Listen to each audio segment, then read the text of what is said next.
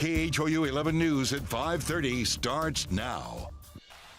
Hello, I'm Xavier Walton and welcome to our webcast. And we start with prayers in Houston for the people of Ukraine. And Governor Greg Abbott was leading those prayers, attending service this morning at a Ukrainian Catholic church over on the north side. Our Brittany Ford was there and has the story. Inside this Ukrainian Catholic church in North Houston, prayers reaching across the Atlantic for their brothers and sisters living in a modern-day war zone.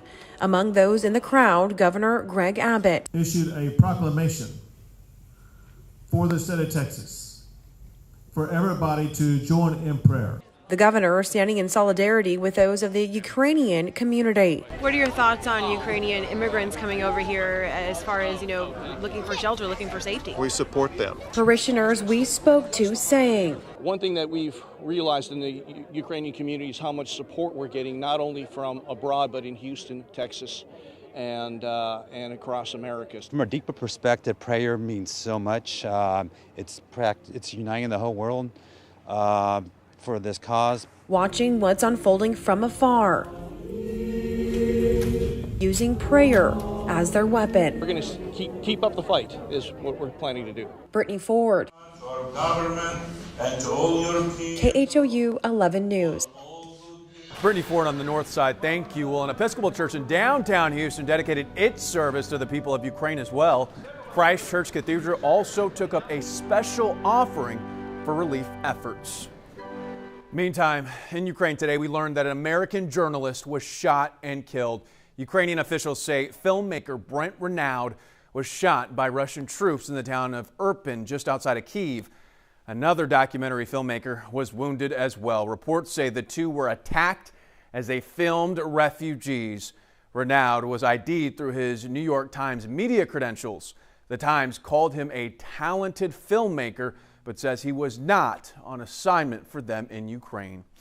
And we will continue to follow all of the latest developments out of Ukraine. For updates, just be sure to download the KHOU 11 mobile app. Well, now to a new survey that shows gas prices shot up 79 cents over the past 2 weeks. According to the Lumberg survey, the national average for regular unleaded is $4.43. That's 32 cents higher than the previous all-time high. The price is $1.54 higher than it was just a year ago. Here in Houston, we are paying about $3.98 a gallon for regular unleaded. The state average is right at $4.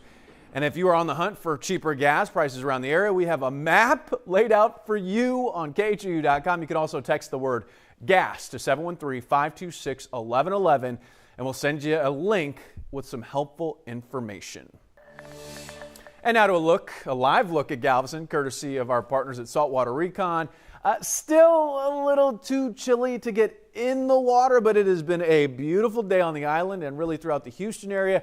Meteorologist Tim Panjay just now joining us now. And Tim, awesome today, but we could actually see some rain tomorrow. Yeah, some rain and some storms. We're looking at a time frame after dark tomorrow into the early morning hours of Tuesday. Today, though, let's talk about that. A beautiful day out there. We had a lot of sunshine to start. Clouds begin to stream on in as we head into the afternoon. But we did manage to make it warmer than yesterday, 64. Still well below average, and it was another cold start. We dipped down to freezing for the second morning in a row.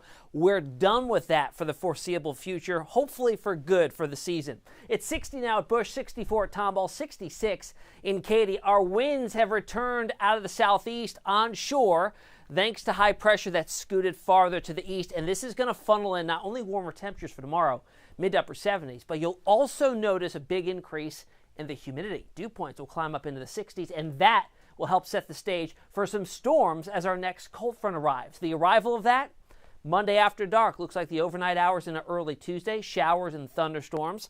Some of them could be strong to severe in that time frame. How cold behind it? Not much colder at all, by like 3 or 4 degrees. We'll still be around 70 on Tuesday with more sunshine back in the picture. So here's the trend over the next 5 days, temperature-wise.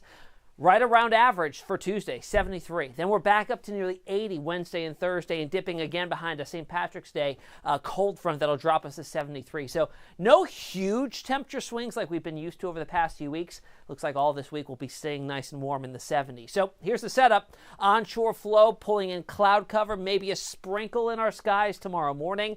Temperature starting off on the mild side, upper 50s to low 60s. We make it into the mid to maybe even upper 70s, depending on how much sunshine we see break on through that cloud deck. And again, there's that chance of an isolated shower or sprinkle in the afternoon. But really the more consolidated action is along the cold front. Here we are at 9:30, so several hours after the sun goes down. We're still warm and humid, also on the breezy side. Then the front drops on in. Here we are at 1 a.m. Tuesday morning. A line of showers and storms, some of which could be strong to severe, pushing on through the Houston area. And by 3:30, 4 o'clock, it's pushing towards the coast and eventually offshore. Skies clear out very fast on Tuesday. And with that sunshine, the higher sun angle, we'll see temperatures jump back up into the low 70s. So here's that storm threat from the Storm Prediction Center. It goes from a level 1 to a level 5, 1 being the least, 5 being the highest threat, and we're at a level 1 in the green through most of southeast Texas. The highest threat, at least with this particular outbreak, will be a level 2 in the yellow, encompassing our far northern cities and counties for that time frame of 8 p.m. tomorrow evening, right up through 3 a.m. Tuesday morning. So there's your forecast for tomorrow. You're going to wake up tomorrow. It's going to be on the mild side, partly sunny. It'll also start to be breezy as we head through the day. Mid-70s by lunchtime. A spotty shower thrown in the mix there. It's going to be increasingly more humid through the afternoon as well, and then the storm threat comes on in overnight. Behind that front Tuesday, mostly sunny, a really nice day, and also drier air filtering under in northwest wind. Wednesday, another really nice day. Lots of sunshine, 78. St. Patrick's Day, another front arrives. Very minimal rain chances with this, only around 20%. And then we're staying in the 70s. Already got our eyes on next weekend. Mid-70s, mostly sunny. Doesn't get much better than that, Xavier. Tim Pantages, it really doesn't. And look at Wednesday. Whew. Yeah, it might very be the nice. pick day. All right, Tim Pantages, thank you so much. Well, the Houston Astros took the field in West Palm Beach, Florida for the first day of spring training. Here's a look at pitcher Ryan Presley signing some autographs. Also there, the legend Justin Verlander. He officially signed his new one-year deal with the Astros yesterday. Today, the 39-year-old spoke with reporters about his rehab from elbow surgery. Going for me too is like I know how I'm supposed to feel. I know what I need to do to recover every 5 days and pitch every 5 days and go through an entire season. So if I find myself not having the ability to do that, I think, and this is what I talked to, Jim, James, Jeremiah, and all these guys about is that's where I need to be extremely honest with myself and them. If things start to change and I know that I'm maybe getting behind the 8 ball on information and I'm not quite recovering from start to start like I know I usually do, then I'm going to have to be honest with them and myself and maybe take a blow. It is nice to see him out there. Our Jason Bristol is in West Palm Beach. Look for his spring training report starting tonight at 10. Tough assignment. And congratulations to the Houston Cougars men's basketball team. The Cougs winning their second straight AAC tournament title today with a 71-53 victory over the Memphis Tigers. It is Selection Sunday after all. The Cougs are a 5 seed in the NCAA tournament. They have been placed in the South region. Their first game will be Friday in Pittsburgh against UAB. We're going to have much more on that later on. But that's all the time we have for now. We're going to have more news, sports, weather, all of it coming up tonight at 10, and we hope to see you then.